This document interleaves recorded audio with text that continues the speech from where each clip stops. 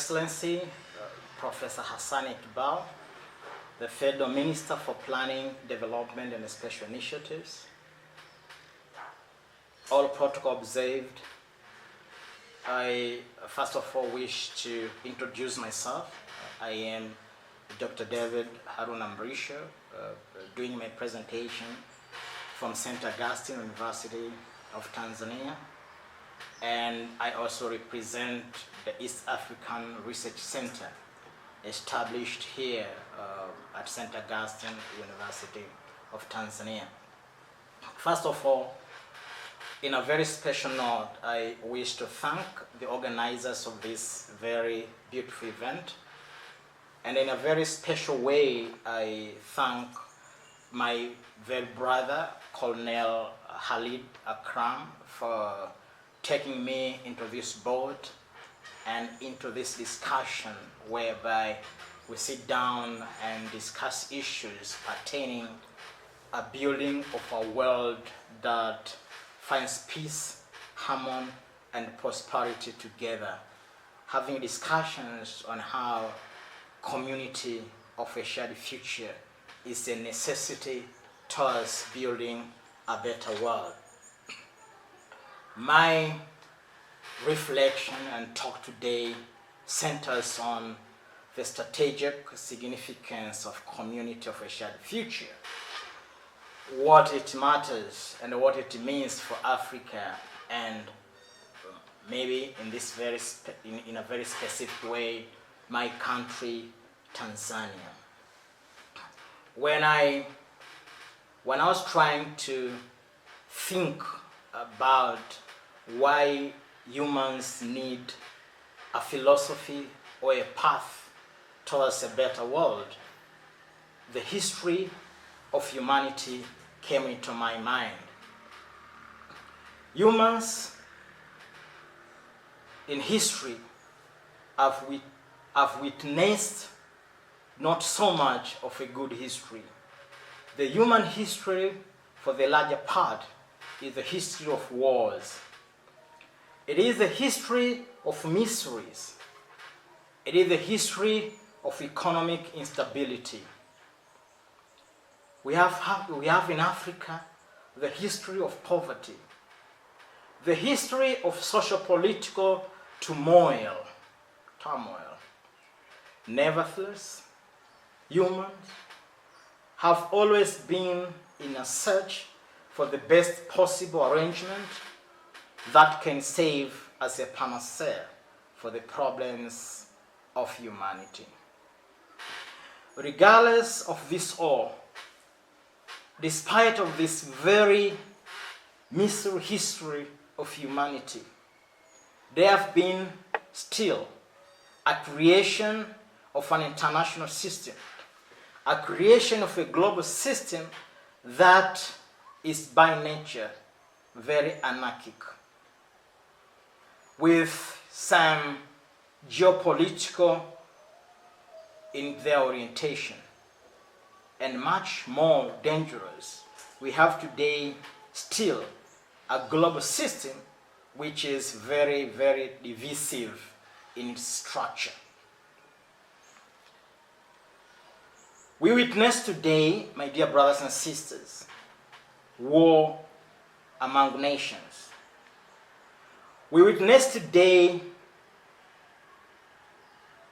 civil wars in Europe. We witness today still some colonial expansionism, maybe in a new term, neo-colonialism. We still witness today some remnants of imperialism, and even more, some ideas of imperial conquest. And we witness today much of inhuman traits of dehumanization and a sheer exuberance of selfishness by powerful empires and leaders in this world. Even when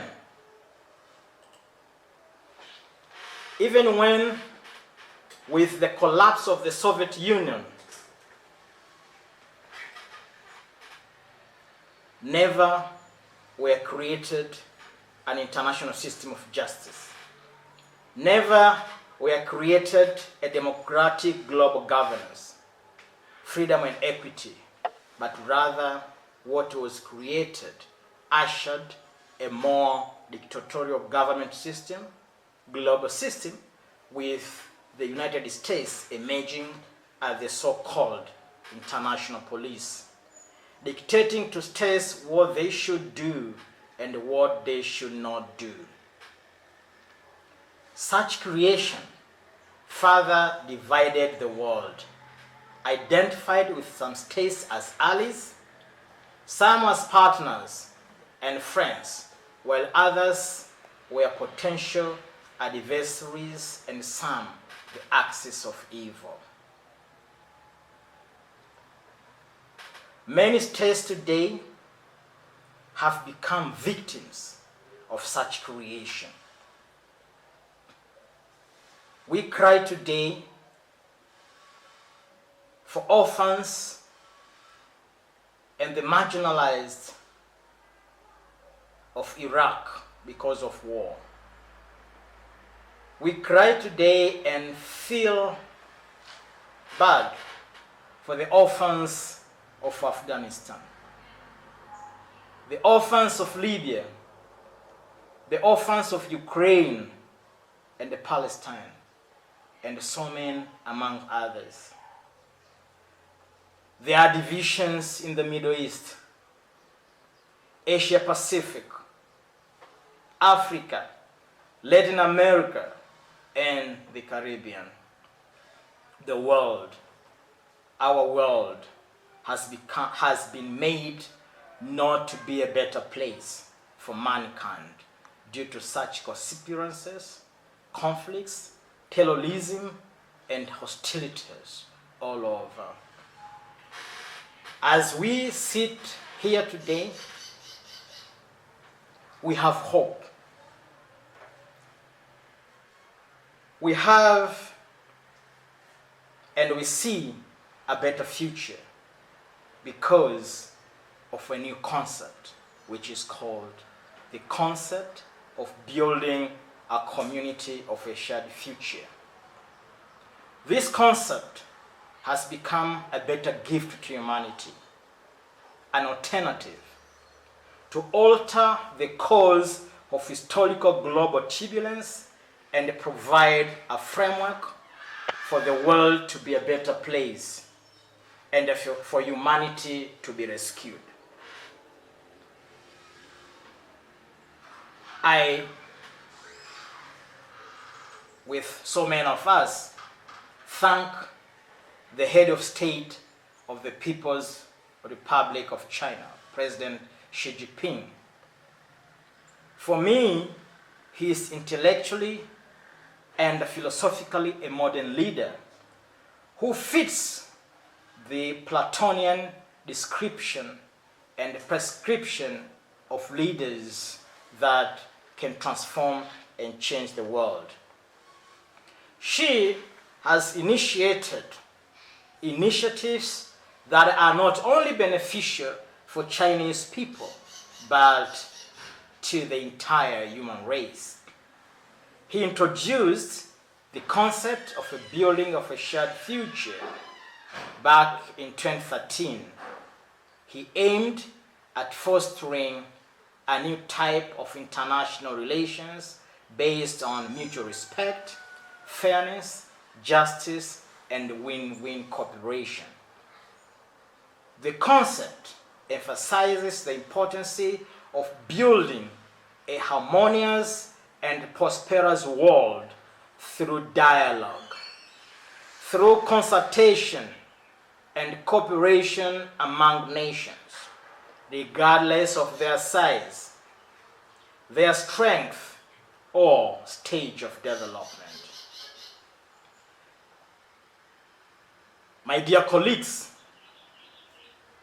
this concept is a vision of a world where all countries can develop and prosper together, and a world where there is peace, stability, and common development. The concept bases on the principles of mutual respect, equality, mutual benefit, and peaceful existence. This is a good constructive path. This is a good rationale behind building a community of mankind for which the community is open to each other. The community thinks about inclusivity, a community which is clean and beautiful, with lasting peace, with universal security, and with shared prosperity. The strategic guidance of this concept is implementing the Global Development Initiative, is implementing the Global Security Initiative, and the Global Civilization Initiative, and therefore becoming a platform for action towards which the world becomes a better place. The community of a shared future is one that allows developing countries work together to make the pie of the global economy bigger and share it with fairness, so as to make development both adequate and balanced and help people of all nature, of all countries, of all walks of life embark on a journey to modernization. What does what I said above mean to Africa and for Africa? As we understand, Africa is a continent rich in cultures, rich in human resources, very rich in its arable land, yet Africa today remains to be the least developed continent. What can be done through a concept of a shared future strategically? One, I think Africa needs to exit the position of being a raw material provider, but to save both as material provider and producer in the all-inclusive market for a shared future. It is apparent that all regions and the continents of the world have been able to shift from the traditional mode of production to the modern, or at least a semi-modern one, but Africa is still in the 17th century model. The community of a shared future provides Africa with the opportunities to navigate this traditional cycle of production, to learn and share experiences with China for a prosperous continent that will fit in this great community. Africa should learn from China through some technological breakthrough, through research and development and replication, should refine Africans' readiness to fit in this community. Export-led growth should be consolidated for African countries through massive industrialization, with partnership and cooperation with China. The realization of the above goals has to go with political feasibility and readiness to transform and fit in this community with a shared future. But this cannot be enhanced without considering who are there to belong for the future, the young generation.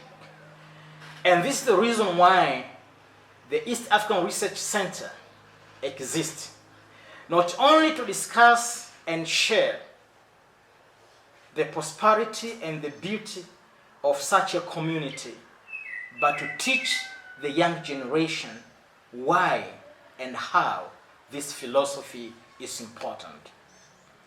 We were established way back 2020 with other close to 18 centers globally, but our intention is turning to the young people, to the students, and instilling them why development is important, why peace is important, and why Africa, in this very particular case, Tanzania, should believe in its own capacity of developing without copying from the West.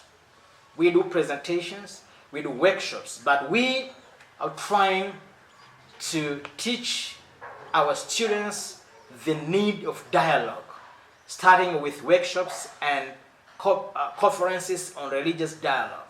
We teach how important our people about gender issues, but much more important, we believe leadership is key.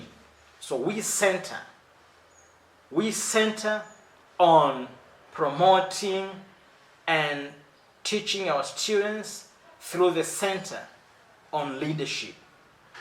Above all, we do research pertaining what can be better handled when we think about emulating our world together. How do we build together such a beautiful community, a community of a shared future of mankind? As Xi Jinping, the president of China, said, all humans need a happy life. All humans need peace. All humans need to develop. So, this is our end.